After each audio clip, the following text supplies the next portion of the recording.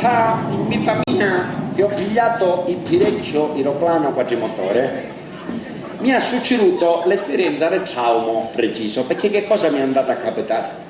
Mi ho recato nella mia agenzia di viaggi a Bagnale Calabre, la signorina che naturalmente mi ha riconosciuto immediatamente, essendo io assessore della cultura, mi fa: dottor Sciancula, innanzitutto lei con quale compagnia vuole viaggiare? Dice: signorina, veramente io ho venuto solo, però se volete dare la compagnia io mi ci trovo preciso, non è che... Oh, guardi, si tratta di un'altra cosa, guardasse che cosa c'è scritto dietro di me. Dietro della signorina in effetti c'era un cartellone pubblicitario molto grande, c'era scritto LAI, Linee Aeree Internazionali, ma io non lo sapevo. La signorina mi guarda nella faccia e fa: dottor Sciancula, mi dica la verità, LAI? Non ci ho nemmeno risponduto, Dopo un poco però la signorina mi guarda di nuovo nella faccia e fa: dottor Sciancula, non può non avermi sentito che siamo a 3 metri di distanza, guardi che io lo devo scrivere, ora glielo domando di nuovo, mi risponda LAI, allora sei buttana, cioè. Ma come uno come me lei ci domanda se ci l'ha, non ci l'ha? C'è stato un equinozio. No, scusi signorina, sono nervoso che siccome è la prima volta che prendo il Pirecchio aeroplano, lei per favore mi spiegasse solamente come si fa a pigliare questo benedetto Pirecchio aeroplano quadrimotore. Guarda, dottor Sciancula, stia tranquillo, perché guardi che è una cosa semplicissima. Lei, la prima scaligia a roticchie che vede, ci acchiana sopra e prende il Pirecchio. Io infatti la prima scaligia a roticchie che ho visto ci ho acchianato sopra e mi ho stirrupato di 14,50 metri, perché dall'altra parte della scaligia a roticchie il Pirecchio non aveva ancora arrivato.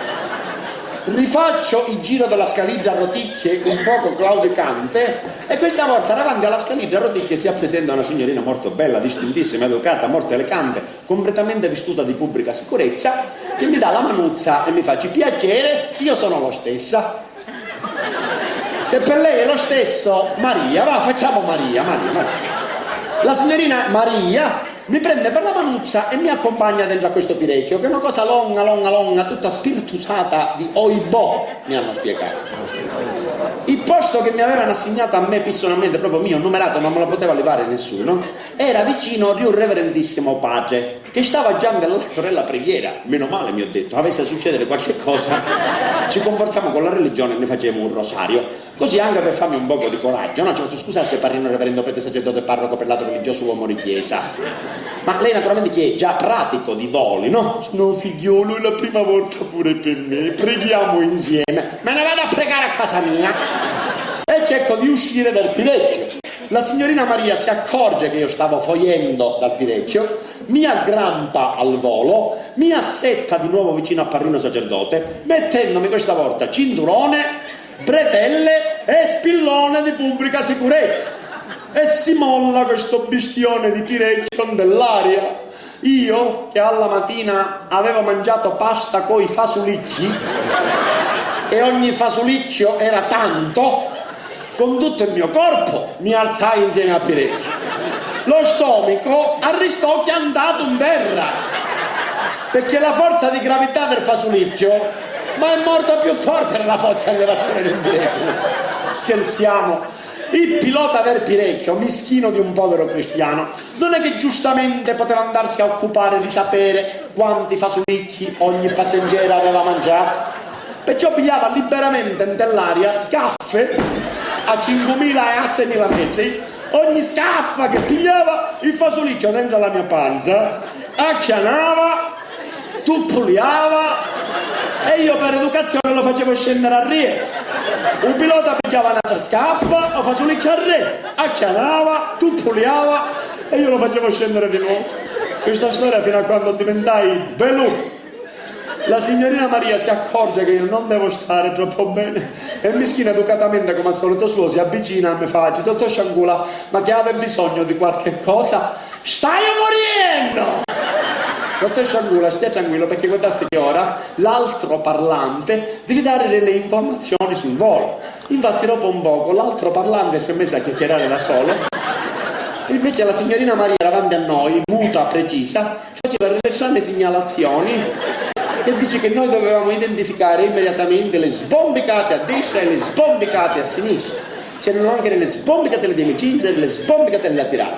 seguendo il sentiero luminoso, di dietro di voi c'è il toilette per fare eventualmente il pipì. Non la facite davanti che c'è un pelota che si incazza.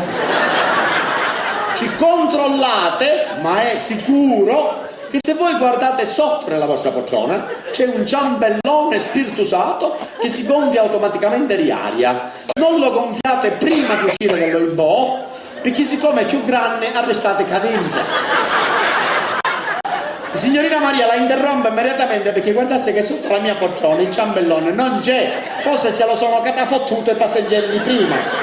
Io come devo fare con lei? Controllate, ma è sicuro che se voi guardate pigiate il bottone posto nel bracciolo della vostra poltrona, automaticamente sapete, la sola forza della gravità cala una pompola nell'ossigeno e se volete ve la potete anche succare. La ringrazio per l'educazione, ma ave mezz'ora che sto pigiando il bottone e ancora qua non ci succa niente. Forse se la sono succata i passeggeri di prima. Io Sciangula, come devo fare con lei? Mi sto facendo svenire tutti i passeggeri, visto che non si fida di quello che dico io che sono lo stesso. Guardate che ora il pilota personalmente, sapete, deve dare delle informazioni sul volo. Il pilota quando parla è diverso però riparlare della signorina Maria, perché non so per quale motivo i piloti dei Pirecchi parlano tutti con la stessa voce di Citrolo senza simenza. Buongiorno e grazie di aver pigliato il nostro Pirecchio. La temperatura nera di oggi di 44 gradi dell'ombra, fa caldo. La temperatura esterna l'abbiamo regolata a 80 gradi sotto la questione dello zero. Fa freddo. Però noi abbiamo un impianto di aria automatica condizionale che non funziona da sola. L'arrivo di Roma è previsto alle 14:15 e arrivereci nel prossimo Pirecchio aeroplano quadrimotore.